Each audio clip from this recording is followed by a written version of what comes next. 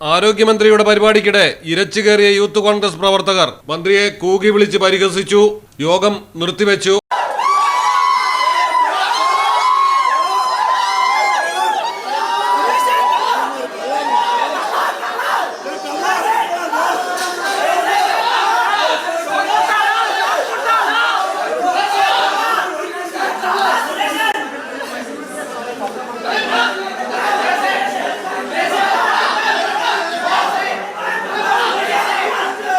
Pathanamthitta town ഹാളിൽ ജനപ്രതിനിധികളുടെ പരിപാടിയിൽ പങ്കെടുക്കവെയാണ് കൂക്കുവിളി പ്രതിഷേധമുണ്ടായത്. ഇതോടെ യോഗം അലങ്കോലപ്പെടുകയായിരുന്നു.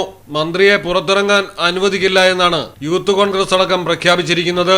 മന്ത്രിക്ക് നേരെ കൊല്ലത്തും പ്രതിപക്ഷ പാർട്ടികളുടെ പ്രതിഷേധം നടക്കുകയാണ്. മലയാളം ടെലിവിഷൻ, പത്തനംതിട്ട.